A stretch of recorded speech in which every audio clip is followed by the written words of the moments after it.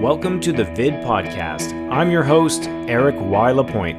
This show focuses on the international business of television and film distribution, including co-productions, formats, and new media content.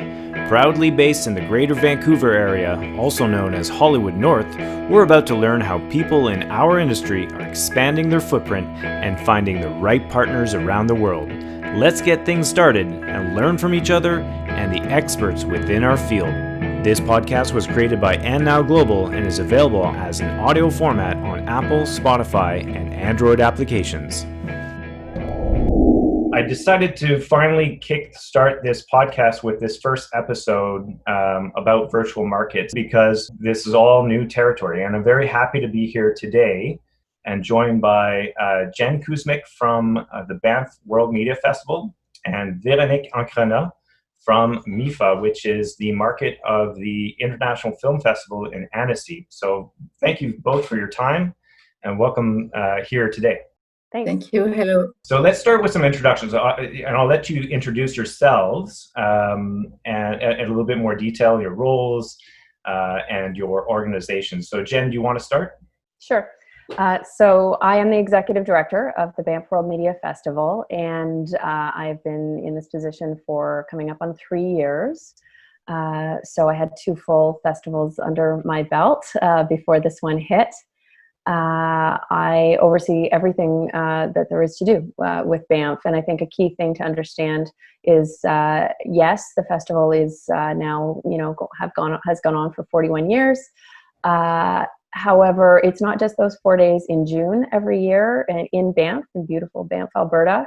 It is Banff is a year-round endeavor. We do events in Los Angeles and in London, in the UK, and also, we have programming and programs, fellowships, mentorship programs that happen year-round as well. And Véronique. Yes, hello. Thank you. Yes, I'm a head of MIFA. It was my second edition as head of MIFA, so I only had 1 year experience. I've been working for a long time for MIFA, but then was head since last year. And MIFA is the market attached, as you said, to the Annecy International Animation Film Festival in Annecy. That was created in 1960, and the market in 1985. Wow. And the organizer of the company organizing those events is called CITIA. And with CITIA, we also work all year long for animation and for supporting talents, for call for projects, and collaboration with other events around the world. Okay, great. Thank you. Thank you both. So let's dive right into the first topic, which is the pivot. And we won't talk about COVID today. I think we can skip that conversation. But the pandemic started February, March, and that's when you found out that your physical market could be at jeopardy. So at what point did you learn that you would have to cancel the market and consider something virtual and digital? Well, I think we did have an event in the UK on March 5th, I believe. And actually during the panel session for that event, we hold it every year at the Canadian Embassy. During the panel session, news broke that MIPCOM canceled. And of course, everything, that was the very beginning, certainly in London and in other parts of Europe and North America, that people were really starting to realize what this is going to be. So that was our first indicator that, something might disrupt. Okay. This year. I came home very shortly after that. Our offices closed. Everyone began working remotely. And I think that was for a couple of weeks. And then on March 23rd, I believe, we convened our board of directors. So Banff is a not-for-profit foundation and run by or overseen by a board of directors, of which Randy Lennox, the president of Bell Media, is the chair, and we have other representatives from major media companies around the world. But we convened the board virtually and had a discussion, made the decision that indeed it was not going to be possible to hold the festival in June. International travel, as well as there were outbreaks in Alberta in particular, and bans against gatherings of more than 50 people and things like that. So we just made that pragmatic decision right then and there. And it was the most difficult part was certainly those weeks leading up, that the uncertainty. That's the hardest thing. But once we convened the board and discussed it and made the decision, then things started to get into gear. But that was on March 24th that we decided it was not going to be possible. But other events had been canceling prior to that, so we were one in the lineup that made the decision and made the announcement. So was the online version decided upon right then and there? No. Well, we knew we had to do something. We didn't know what that was at all. Okay, interesting. Okay, cool. And Véronique, when did you guys find out? Well, for us, we decided to cancel. That was mid-March, but before that, we believed until the end that we would do it. That there was no way we would have to cancel. It was beyond our imagination, and we thought this is not possible. It will get back to normal soon, and so we believed it until the moment when France decided that all events should be cancelled in France. We had been to Berlin. It was still all right. We had been to another event beginning of March, so we were starting to not to wear masks, but to be careful to one another. And we thought, okay, that will be like 1 or 2 months like that, and in June everything will be settled. And so that's when we realized, in fact, that it was getting worse and worse in every country. So that's when we realized that beginning of March, we thought, okay, that's going to be more complicated than we thought. And then the decision was made. In fact, we had decided before mid-March, but with our partners, with the collectivities, we are half financed by public funds. So we had to discuss with all of them. It took a lot of time to get their agreements that the event should be cancelled, but this took a lot of time. Yeah, it was a similar process for us with all of our sponsors, supporters, partners. There was a very intensive consultation period. And I think it's probably the same with you, but with us, it was actually quite overwhelming, the support and the care, and immediately people stepped up and said, we will be there, which was really, really impressive, and what allowed us to begin the pivot. Right. That's amazing. That's why I'm happy to have both of you here, because even though you have two different market focuses, you have a lot of similarities in how, and of course you were both scheduled for June events at the same time. We made the decision on March 24th, on March announcement, March 25th, I guess it was, 4th or 5th. Okay, right. We woke up and went, now what do we do?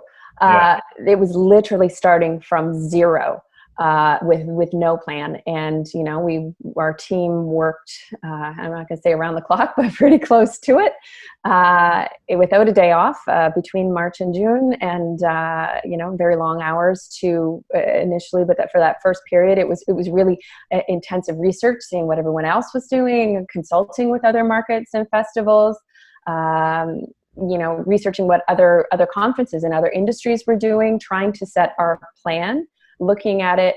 What I will say is, for us, it was a question of immediately focusing on our raison d'être, because we know what we do, which is that we bring people together to do business. We know who our market is. And we always, every single decision that we made always had to be filtered through that, or have that touch point. So it wasn't a question of just putting on a bunch of programming. It was always, meant to be like, what is it that we do best? And that is bring people together to talk about new original content across genres, scripted, unscripted, kids. And bringing internationals together with Canadian partners, both production, but also, the major streaming companies and major broadcasters around the world to do co-productions and create new content. So we had to filter it through that. And once we had done as much research, our whole team, we were all attending virtual sessions for other things that maybe weren't even related to our industry, to just see how they worked, what it was. We had a whole Brunico Communications is our parent company, and we ran about 25 events a year around the world.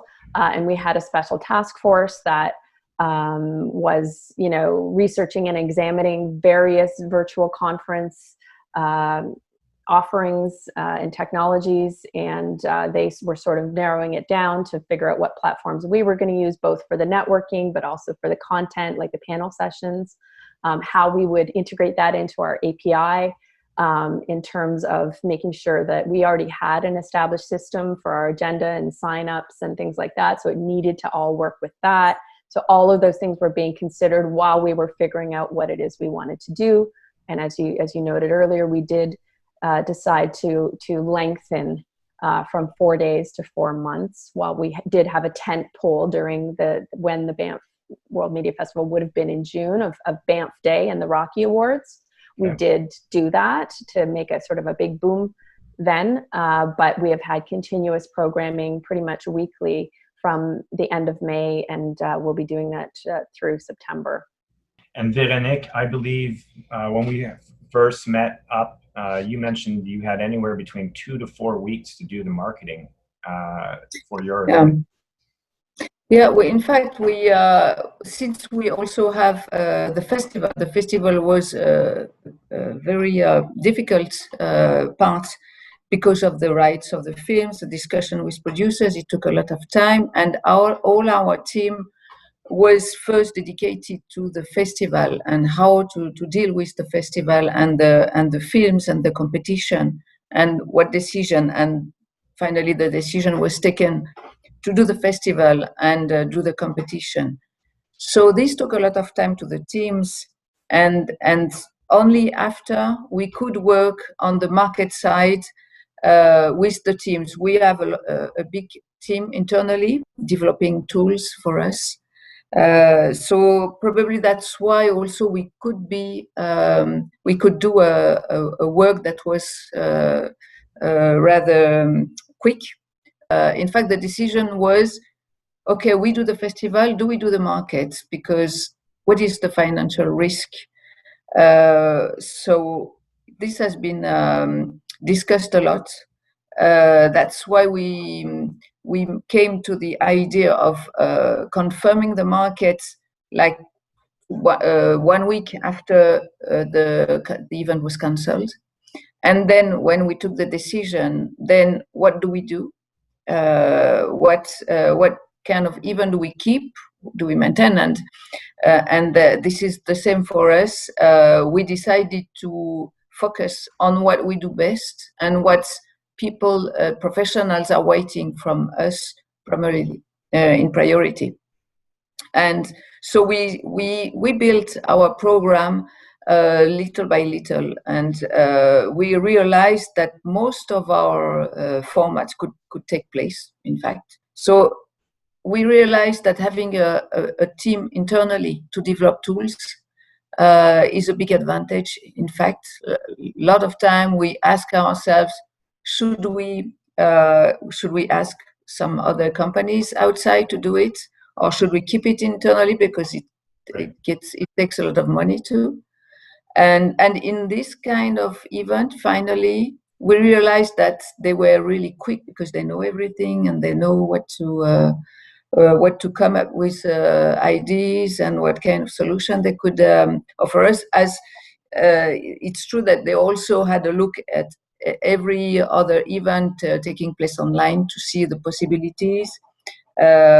So then we finally decided to put online most of our events So it was supposed to be a small market online, and it got at the end a very big one. Well, almost as the one we usually organize physically.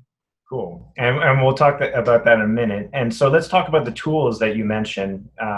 What new tools were added to your existing platforms already that kind of made this more of a virtual experience? Because as a participant, that was one of the big questions I had, is how would this be different than, and this was my first MIFA this year virtually.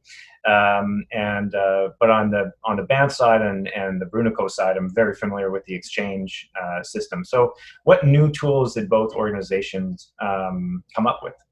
Well, we did 100% augment our exchange. So exchange is our sort of proprietary networking connection platform, which we do across our events. So for Real Screen, it's Real Exchange, and Kids Screen has Kids Screen Exchange, and we have Banff Exchange.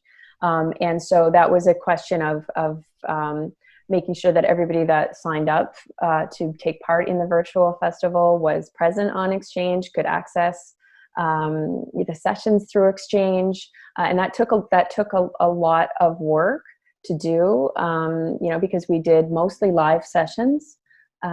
We did very few recorded ones that were offered, after we did. I'll get into that in a minute. But so we just threw as much work as possible into making sure that the API worked, but also, I think a really amazing story with what our team did is it was our logistics team that turned into the virtual programming producers.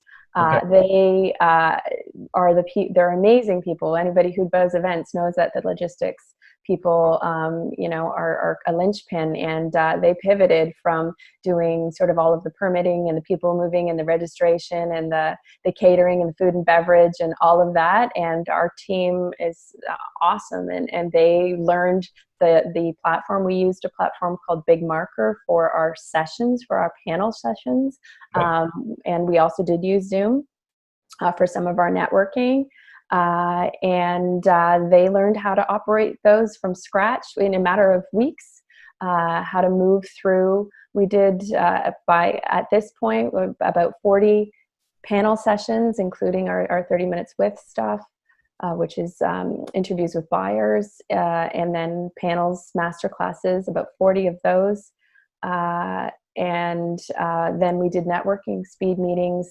We have about 4,000 opportunities for people to take meetings that we're just closing in on our third round of those throughout our 4-month session. And that's the amazing thing, is they learned how to operate in these programs, how to do virtual control rooms, and we have virtual green rooms for the speakers, and doing the video pre-roll, post-roll, in-session polls. This was nothing that they had done before, and they just they learned it and they did it, and I think they did it very well. Okay, great. And Véronique, on your end? On our side, in fact, we realized that we already did some virtual. We already had a virtual market, because we had the ANSI network also. It's another name for that, but the ANSI network is the place where you can check the delegate list and organize meetings and learn about the companies and professionals.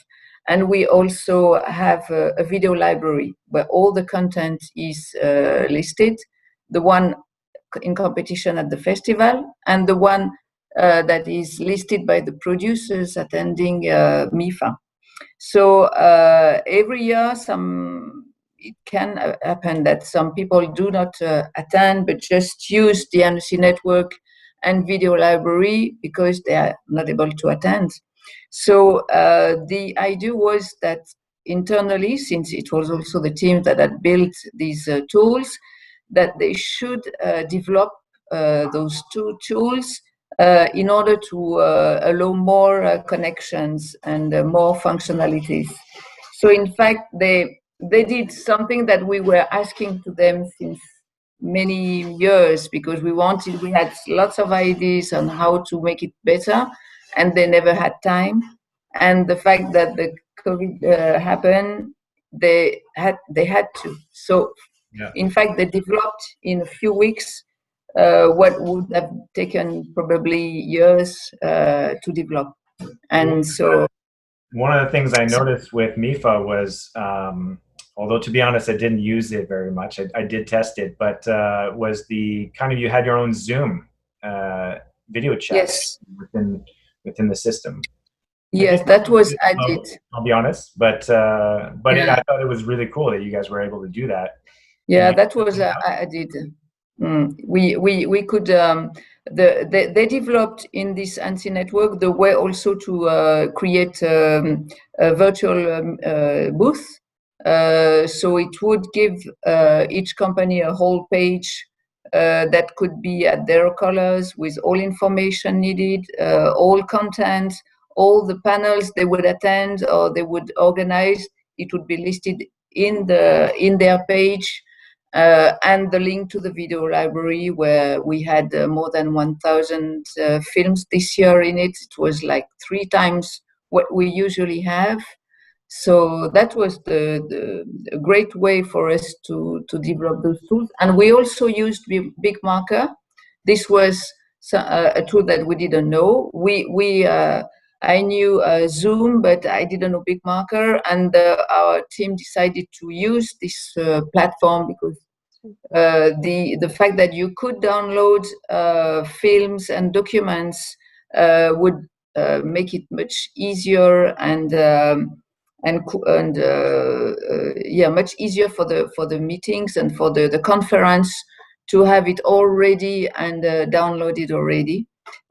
So it's Big Marker, because this is new to me, and I would assume new to a lot in the audience. Yeah, that's why when you said at Banff you had used also Big Marker, I didn't know this platform at all, and very few people know it. So, but it worked quite well, and it's quite easy to use, also like Zoom. So that was quite quick. We also had Sorry, is it a platform to talk to one another? Is that what it is, or? It's like Zoom, in fact, but you can also upload films and documents, and then you can go from one to another very quickly without having to look for it or download it. So it makes it much quicker. Yeah, for us, that using that we did it for our panel sessions mainly, and you know, it allowed for all kinds of. It has a really cool kind of waiting room experience that where our sponsors were able to brand, and you know, people like to gather that chat functions and all of that, similar to a Zoom type thing, but it was just it was a bit more customizable, and we really liked the look of it, and that was important to us. One thing I think is important, and I'm really interested to know how Annecy did this, but we chose to offer the vast majority of the festival programming, those 40 odd panels, for free to the world, and that was important. That allowed us to reach, we're well up around 4,000 people that are now registered and participating, and that's important for us. And then we also did have a premium kind of pass that allowed people for networking and speed meetings with buyers, our facilitated meetings as well. We offered 500 of those passes at a nominal fee of, it was $250 Canadian. And we were able to do that because our sponsors supported us to do that. We felt it was really important to not only, be a marketplace, but to really support the industry, to be that place where people who needed to come together to do business, to figure out what was next, how to deal with the production shutdowns, how to deal with the way business was going to be done in the COVID era. We wanted to be able to do that. And we didn't want to limit people or make it be so exclusive. And I think that's been a huge gift to the festival, but that was our goal, to do it for the industry as well. And it's allowed just far greater reach and greater community building than we could have hoped. This is certainly something that was very impressive. Is the feedbacks from professionals when we were asking ourselves, should we do one online? Should we just cancel and wait for next year? And the feedback from professionals was really what you said, that they were hoping, that they were asking us to organize it. It was not even a question they would ask. They say, you have to do something, you have to be here, because we know that several events have been cancelled. How are we going to work? We know we are not able to travel for a long time. So we need you. We need your tools, your way to your events. You know how to make us meet other professionals, develop our content, find content, purchase. That's why we finally did it. And then on the coast, so for the festival we only asked for 15 euros.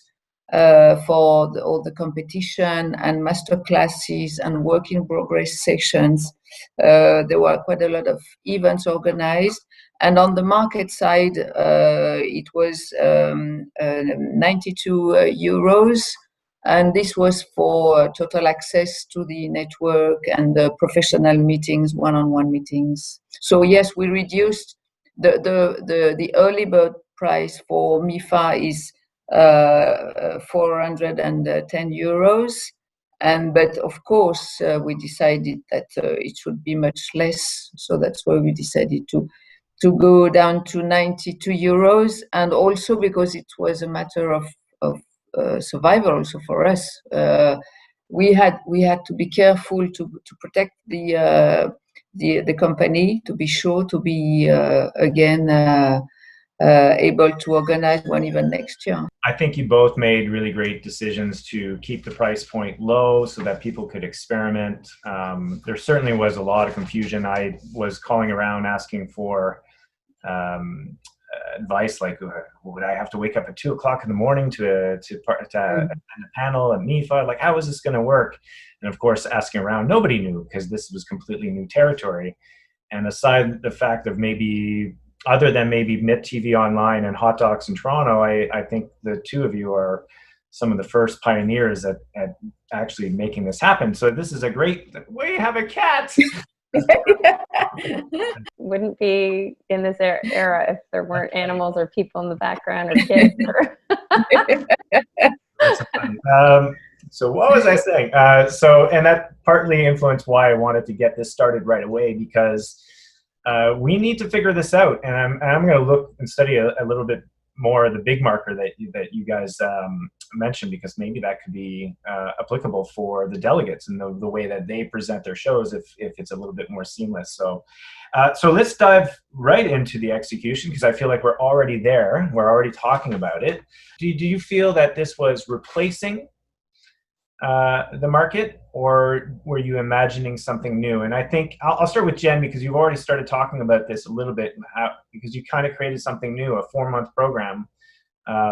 So yeah, what was the strategies and the discussions internally? This did allow us to create something new, something that is sustainable. One thing I didn't mention also is that yes, we did the festival, we did the sessions, we did the networking, we also did the Rocky Awards. The Rocky Awards are a massive international program competition, across all genres, with about 40 or so countries that enter, and we had to produce that whole. Normally, it's a stage show at the festival, with maybe 300 or 400 people in the room, 300 or 400 of the right people, but still, and we had to turn it into a full-up broadcast for global audiences with a skeleton team. And again, it was people, our industry partners, God bless them. It was amazing. People were jumping in, how can I help? And they did, and we did it. And now, again, it's been seen by thousands and thousands of people. We ended up doing a live stream on YouTube with that. Mm-hmm. So that's a whole other aspect. We have a very strong brand in the Rocky Awards, and people had entered, and all of the judging had happened. And we needed to deliver something that was robust and impressive and that paid homage to the nominees and to the winners in order to just do what we said we were going to do, give them profile. In fact, they got much more profile. New things that we've established is the Rocky Awards roundtables, which some of the nominees across the different categories, I mean, we did for our scripted one, we had interviews with, Russell T. Davies and Sharon Horgan and others that had, created programs that were nominated. And that was an entirely new thing that we had always hoped we could do something like that, but we did it. Another thing that we've launched, we just this week launched Banff On Demand, which is if you just go on our website, all of the sessions from the beginning will be available literally on demand if you're registered, which is now free, to just click on them and watch anything that you want to watch. And that's something new that we've established that's going to continue. So I think that everything that we've done has certainly not been a one-time fix or a replacement for the in-person festival, but something that's going to augment it and something that's sustainable for sure. And how about you, Véronique? You guys chose a 2-week format. We know that when you watch content online, you can't do it so long, and also you're at home but you're working, and so even though you decide it's what your week for Annecy, usually I'm in Annecy, so I will dedicate my whole week to Annecy and make my meetings and watch content. It never happens, because you have the kids to take care of, you have work to do, even though it's not Annecy, you do it, and so you're never concentrated. So that's why we decided that to give more time for professionals to watch the content, we would do it 2 weeks. We at that moment we didn't think we didn't think a strategy for the year to come. It was only what should we do now, and then it's only at the end that we thought, okay, we've done that. We did not expect we would do so much. So what are we going to do with it now for next year? It has changed a lot of things. We did not imagine that it would change so much. Our tools, as I said, have been improved.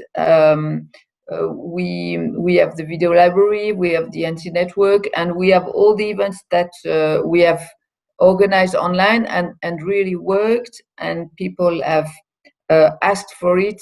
Even at the end, they say, will you be able to do it next year? So it's also how people have discovered the content online and did with it that teached us that, okay, now we have to figure out how to do it for next year, and how to mix the physical and the online. You mentioned it at a moment in your document that we had 233 more new companies that never attended before, and almost 20 new countries also.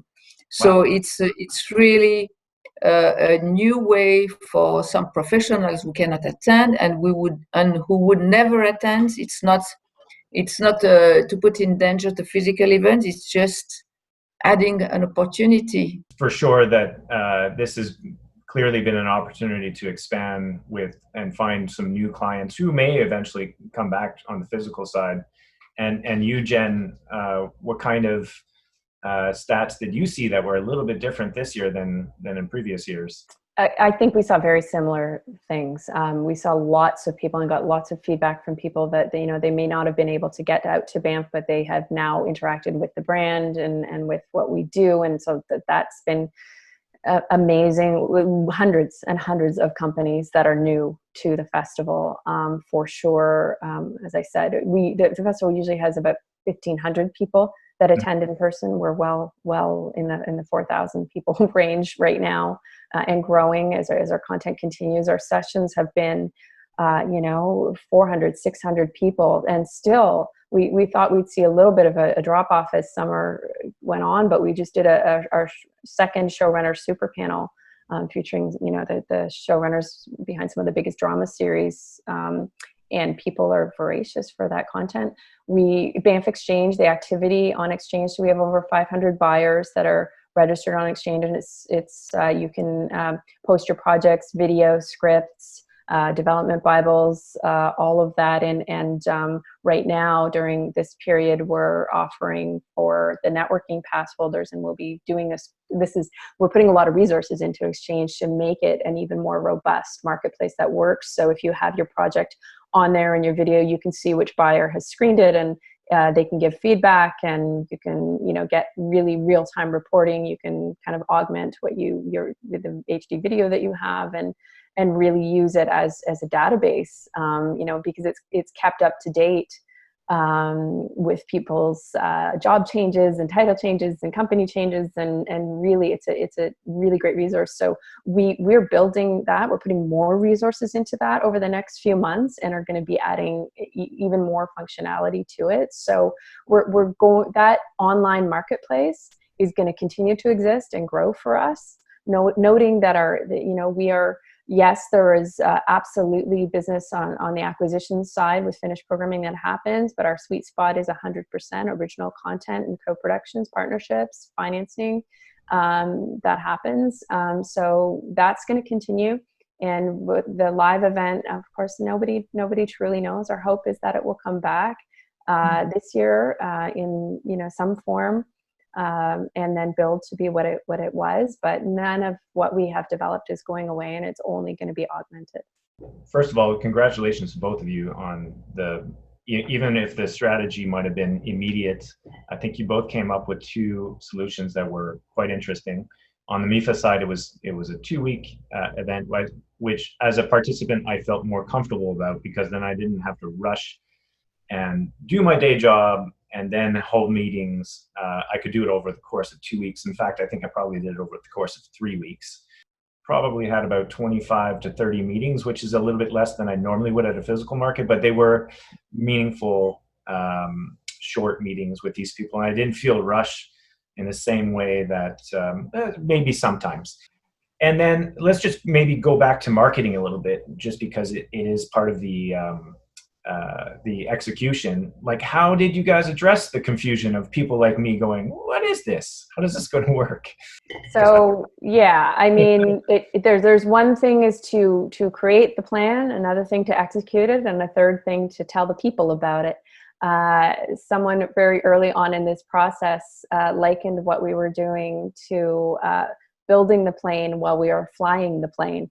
And that's exactly what it felt like, equally awesome and scary to that. But what we did find is that first we just needed to tell people that we were doing something. Then we needed to tell them what we were doing with as much specificity and dates, and then continue to be announcing through mainly our e-blasts and through our press releases and things. I think we've learned a lot. One thing is the marketing cycle, I think, has contracted. I think once you announce what you're doing and people are registered, you're telling them what's upcoming. You do need to give them time, but you don't need to give them weeks and weeks. So we've learned that constricts a little bit, and people are used to knowing something that's coming up next week. And we'll hopefully fit it into their schedule. And it's been very important to be reminding people and having them choose their sessions and set them in their personal calendars and things like that. For sure, we're fine tuning our communications and making sure that we're getting better and better at that. But it's a challenge.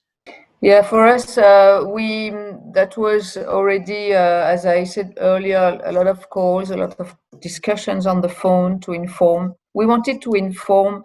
We couldn't inform everybody on the phone, of course, but at least each delegation, each country, attending MIFA with a pavilion and hosting all their companies. Each of them, we wanted to call them and tell them what was going on and how was going to the MIFA, how was going to happen. with some of them, so first we had emailings, of course, social networks to inform about that. And then what we did with some delegations is that we would organize a Zoom with all their companies, and I would share my screen to show them how to use all the tools that we were putting in place, what kind of event, what were corresponding each event, what was the target, how it would take place, at what moment they would need to take the meetings, if it would be a live session or just pre-recorded pitching sessions. So that was a way for us to reach all the companies easily. Is going through the delegations, and having the head of delegation do the work also towards the companies. But the fact of explaining everything on a Zoom meeting was quite easy, and I think very important for the companies. And then also we did ask our teams. The teams, as Jenn said, some teams changed their work totally, and they had to adapt.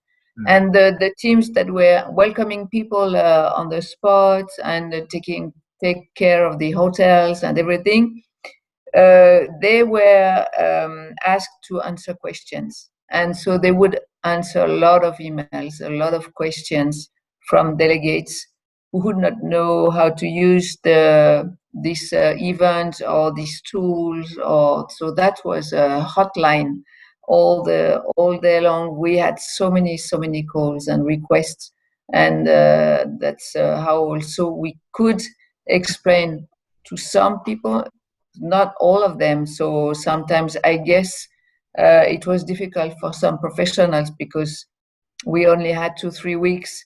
By the moment we had the tools, and then to communicate and to see how the event would be presented on the website, and how people should reach it, and what would be the format, live or not, one-on-one meetings or not. So that was too short to make it perfect. So that's why we had a lot of questions online.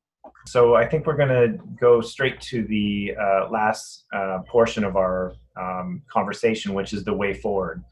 And I think ultimately, I've loved hearing your challenges and your success stories today. And I think I also want to let those who are listening right now to understand that it's not that different from the preparation that you normally would have for a physical market. But what's changing is the technology, because there's going to be more things we can take advantage of on both of your online platforms, especially if you continue to do hybrid aspects of this in future. Probably the way that we present is going to have to get better, which is why I'm going to do some research on the big marker. And I've looked into other ways where I've seen people kind of seamlessly share screens on their computers, where they might have, like, let's say a screen that's superimposed on, like, while they're talking. So these are the kind of things I think that people are going to need to look into, because after a while there's going to be a difference between those who present very professionally and those who, and I'm still doing this, but like, okay, where's the screen share button? I can talk to that, certainly. As I said, we are putting resources into Banff Exchange. We're also building, because we have, the Real Screen Summit, Kids Screen Summit coming up, and Banff again coming up. We're putting significant resources into that, into building those pitch environments that are fully brandable, that have, an accompanying screen that you can customize, that, it's really exciting. So our dev team is already doing that and working on that. And, we want to be be really the leaders in that place where it is a seamless experience. It's a service that we provide, but also we want to make you look good, essentially, and make that easy for you to present and to pitch and to customize who it is that can see your content. And so it's an opportunity more than a challenge. Do you both find that this is going to significantly change your business model moving forward? Well, it has. I mean, it's an entirely new business model. Like when you think about it, it is kind of an amazing thing to come up with an entirely new business model in a matter of weeks and to execute it. But yes. But let's say COVID is over and we find the vaccine. I think it's a part of it. I don't think it's going to go away. I think people's lives have changed. People are working from home. There's going to be more remote work. People will, for the places and the markets and the events that are essential, people will go back, because there is nothing that replaces in-person meetings, truly. But I think this is, as to use that phrase, this is the new normal. I think people are not, it's highly efficient to do this, and where appropriate, and it's cost efficient. It's time efficient and it's cost efficient. And when you've solved that kind of problem, that's not going to go away. I think anything that people do travel to is going to have to be really special, is going to have to be very focused, lots of ROI. And that's certainly what we'll do when we do return to live gatherings. But it's not going away. I would say the same, also, of course, and also we've learned a lot from all those tools and the possibilities. So it also gives new ideas, of course, to welcome virtually professionals that were not able to attend until now, and that would have never attended or will never attend physically. So this is, as I said previously, a way to reach those people, those professionals, but it's also a way to be organizing events all year long, differently also. We already do it, as I think we both do, organize events the rest of the year in different countries. We accompany project holders, but we realize with those tools that you also have the possibility to reach professionals all year long on some topics that are really interesting, evolving. Everything evolves so quickly, so that you have to discuss these. It's in fact now we need training all year long on different subjects, and this is a way to be close to professionals all year long. We are not just here for 1 week a year, but we are here for them all the time. And this new experience made us realize that, and gave us lots of ideas. Now we need time to do it, so we don't know how we're going to do it, but we have lots of ideas. Yeah. I think that this pandemic is going to change our habits fundamentally. I think a lot of people are going to be hesitant in the future. Even if we have a vaccine, people are going to be hesitant to travel. So I think probably what's going to happen is hybrid models. Now, let's say we're in the same situation next year, and that could be the case. How would you do it differently? Well, what a treat it would be to have, a couple of months lead up instead of weeks. So I think there are certain things that we would do differently. I think I will agree.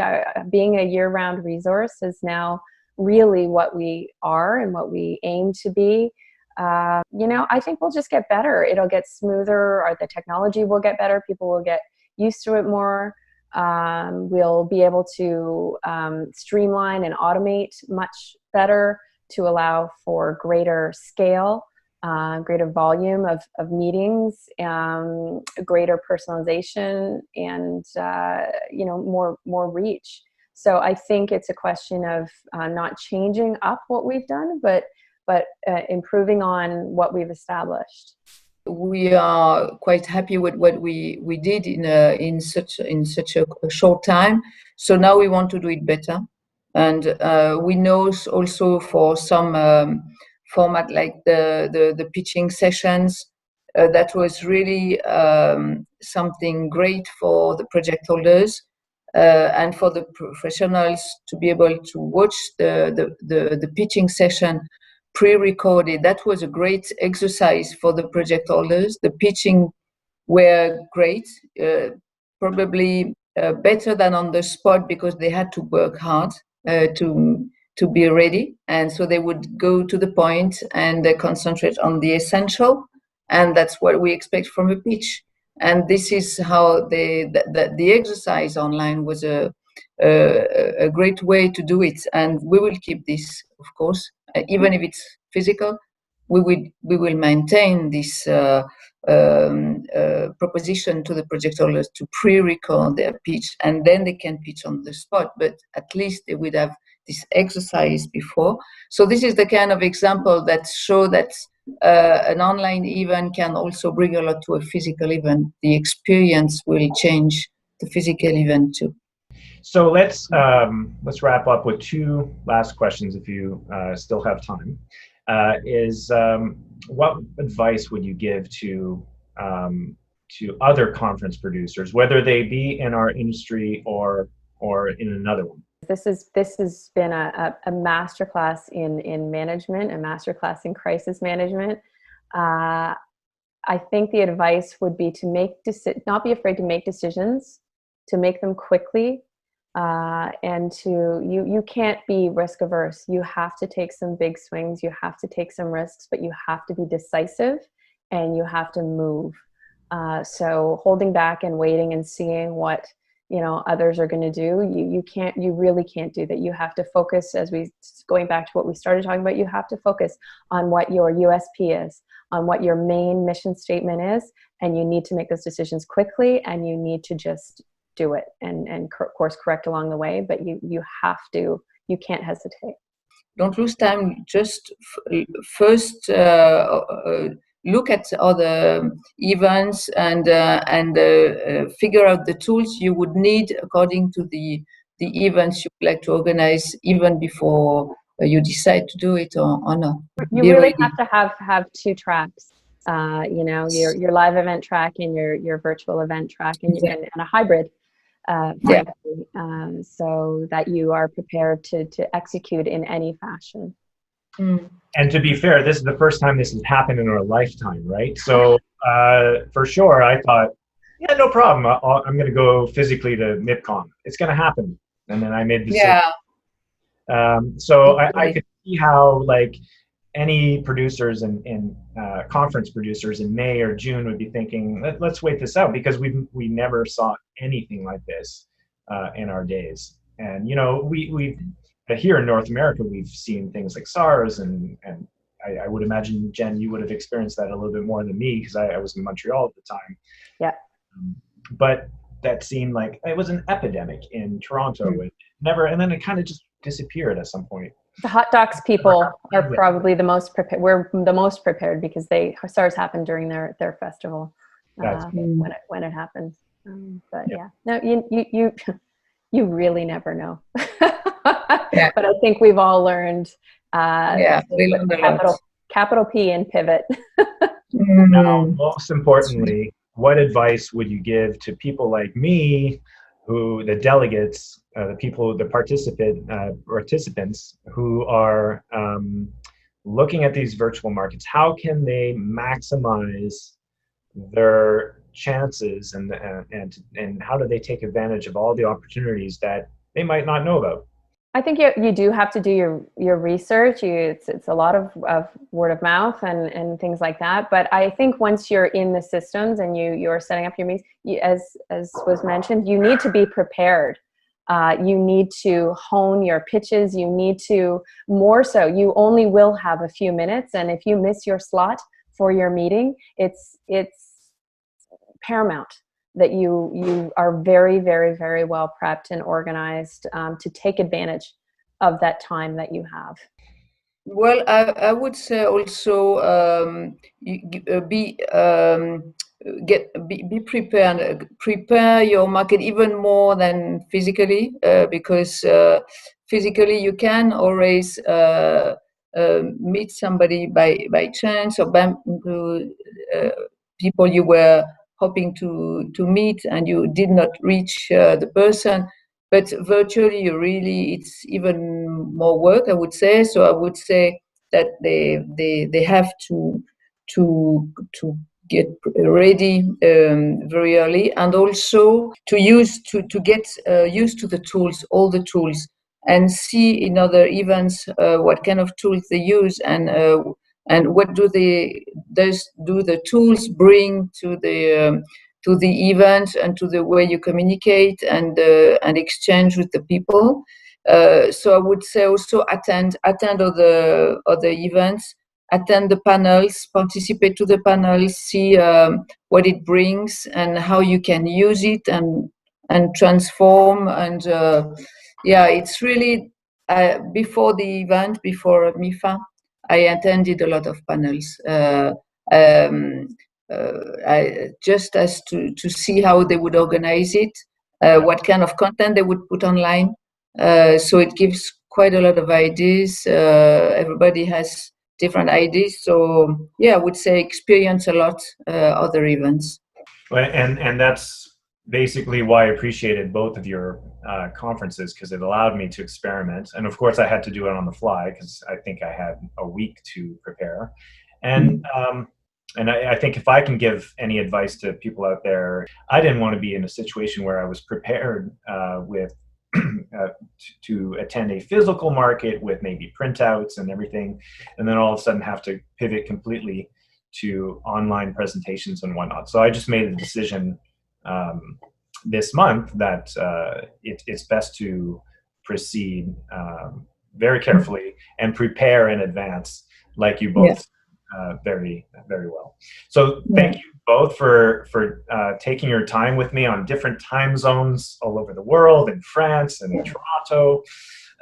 So yeah, thank you so much for Thank this. you, Eric. Thank you. It's been a pleasure. Okay, take care.